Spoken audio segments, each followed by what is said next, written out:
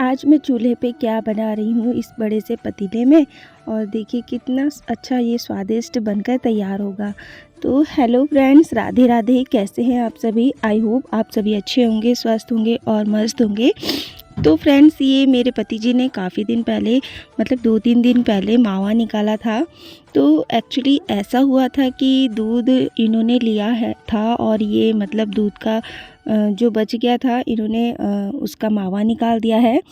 और यहाँ पर मावा निकालने के बाद मैंने इस मावे का फ़ायदा उठा लिया है। मतलब मेरे लिए तो अच्छा ही हो गया है कि मैं इसका गाजर का हलवा बनाऊंगी और राम जी के भोग के लिए तैयार हो जाएगा। और भी मैं मावे का बहुत अच्छी सी मिठाई बनाने वाली हूँ राम जी के भोग के लिए, क्योंकि राम जी के प्राण प्रतिष्ठा का समय नज़दीक था। इसलिए मैंने सोचा ये मावा मैं भोग के लिए तैयार कर लूँगी, इससे मिठाई अच्छे से बना लूँगी। तो सबसे पहले मैंने देसी घी डालकर इसको अच्छे से भुना है। उसके बाद मैंने मतलब ये एक डिब्बा भर के मावा था। उसके बाद मैंने गाजर को कस के उसी पतीले में इस तरह से भून लिया। और पतीला गिरने से बाल बाल बचा कि मतलब मोटी मोटी लकड़ियां हैं ना, तो उसमें वेट ज़्यादा हो रहा है, पतीले में कम हो रहा है। तो आंच भी बहुत तेज़ हो रही है, मेरा हाथ जल रहा था, पतीला उधर तिरछा हो गया। तो मैंने क्या किया, गाजर को दूध में पकाने के बाद इसमें मावा डाला है। आधा डिब्बा मैंने इसका मावा गाजर के हलवे में यूज़ किया है और आधे का मैं मिठाई बनाऊंगी। तो पति जी आ गए थे 4 बजे से, मैं लगी थी शाम के इस गाजर के हलवे की तैयारी में। और शाम के 6 बजे 7 बजे तक मेरे पति आए थे और बाकी का काम उन्होंने संभाला। उसके बाद तो हलवा बन गया था हमारा 9 बजे तक, क्योंकि हलवा जितनी देर तक हम बनाते हैं उतना ही अच्छा स्वादिष्ट बनता है। बच्चों को जो भी हमारे चूल्हे की आग होती है हम घर के अंदर ले आते हैं, क्योंकि सर्दी बहुत ज़्यादा है, कोहरा है बहुत ही। 4 बजे से ही ठंडी ठंडी हवाएं चलती है और बहुत ठंडा हो जाता है। तो मैंने कहा इस बड़ी सी आग को घर के अंदर लाते, थोड़ी गर्म रहेगा घर का टेम्परेचर। तो सबसे पहले मैंने कान्हा जी के भोग के लिए, राम जी के भोग के लिए, कान्हा जी और राम जी एक ही है, उनके भोग के लिए निकाल दिया था। उसके बाद मैं अब यहाँ पर मतलब आए हैं हम शाम के समय, मतलब शाम ही हो गई थी, हम अपने घर जाने वाले थे। तो आज के दिन उस घर जाते समय देखिए यहाँ पर राम जी की कितनी सुंदर प्रतिमा दिख रही है घंटा घर पे। और इस तरह से लाइटिंग हो रही है ना, तो दिख रही है। तो ये सिर्फ शाम को ही दिखती है, दिन में ये इतनी नहीं चमकती। तो हमारा जो देहरादून है वो बहुत सुंदर सजा हुआ है, चारों तरफ राम जी के ही नारे हैं, चारों तरफ राम जी की जय जयकारा है। तो यहाँ पर देख सकते हैं आप, मेरे हाथ में फ़ोन है और मैं ऑटो रिक्शा में बैठी हुई हूँ। और इसीलिए मैं वीडियो ढंग से नहीं बना पा रही हूँ, क्योंकि ट्रैफिक बहुत ज़्यादा होता है घंटा घर पे। तो अभी जस्ट ऑटो रिक्शा रुकी थी तो मैंने बना लिया। अब हम घर जा रहे हैं। घर जाते समय ही देखिए यहाँ पर राम जी की किस तरह से जय जयकारा हो रही है। जगह जगह, कोई भी जगह ऐसी नहीं जहाँ पर राम जी की जय जयकारा ना हो रही हो। घर पहुँचते ही मैंने सबसे पहले घर की अच्छे से सफाई की। सफाई करने के बाद मैंने राम जी की जो प्राण प्रतिष्ठा की पूजा होती है, जो हमारे घर में चावल आए उनको दियों में डालकर इस तरह से दिए जलाए। और शाम के समय देखिए इस तरह से सब जगह मेरे बेटे ने रोशनी कर दी।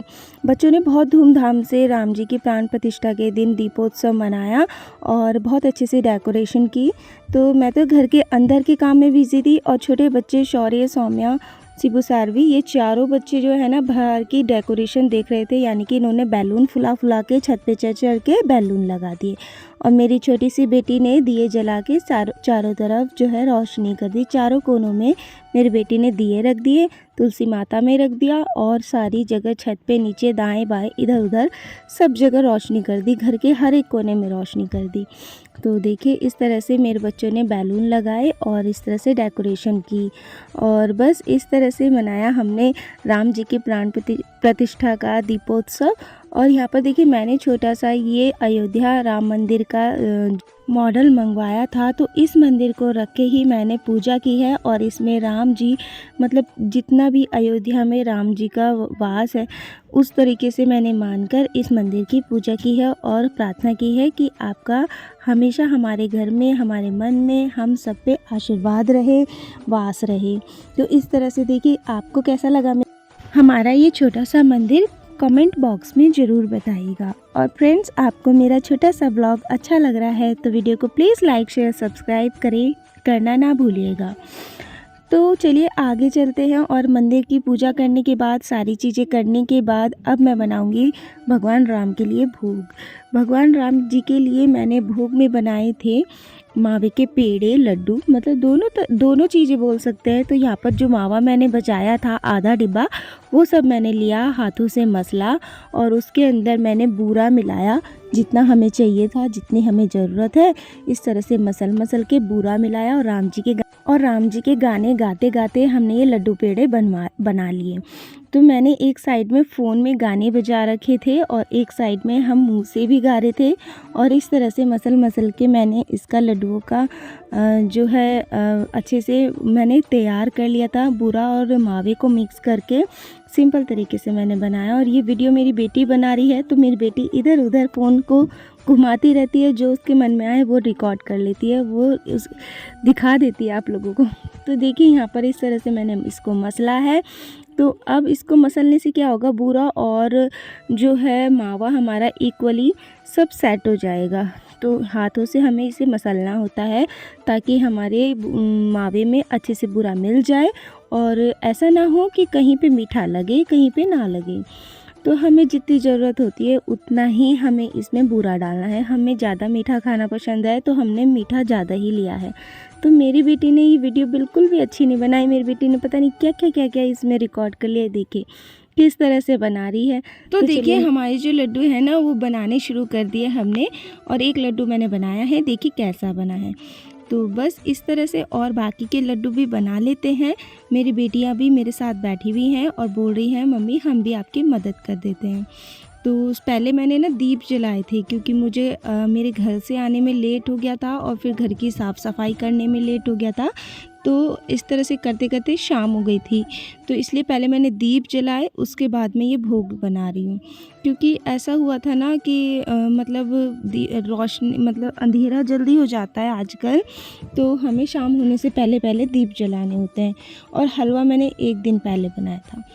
तो यहाँ पर देखिए लड्डू हमारे बनने शुरू हो गए हैं, कितने स्वादिष्ट। और मेरी बेटियाँ भी बना रही हैं, तो मेरी बेटियों ने और मैंने मिलकर लड्डू बना लिए हैं।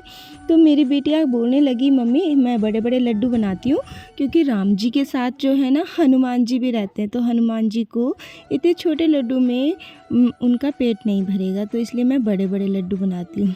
तो मेरी बेटियों ने बड़े बड़े लड्डू बनाए हनुमान जी के लिए। तो इस तरह से हमने बनाया भोग।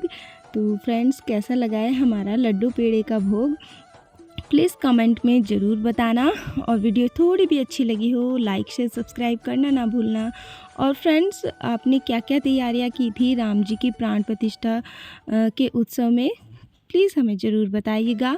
और यहाँ पर देखिए मैं ले आई हूँ कान्हा जी का भोग, यानी कि कान्हा जी को भोग लगाया तो समझो राम जी को भी लगा दिया, क्योंकि राम ही कृष्ण है और कृष्ण ही राम है। दोनों ही मतलब एक दूसरे के अनुरूप हैं, दोनों ही एक ही हैं। और राधा रानी ही सीता मैया हैं और सीता माता ही राधा रानी हैं, दोनों ही एक ही हैं। इसलिए मैंने कृष्ण भगवान और राधा माँ को भोग लगाया है। तो इस तरह से मैंने भोग बनाया था, और मैंने प्रभु को भोग लगाने के बाद हम सब ने खाया है। तो अब मना लेते हैं दिवाली। तो यहाँ पर छोटी सी दीपावली मेरे बच्चों ने अपने पापा के साथ मनाई। बाहर ठंड बहुत है, कोहरा है, तब भी बच्चे मना रहे हैं। तो फ्रेंड्स ऐसे ही न्यू ब्लॉग में मिलूँगी, बाय बाय।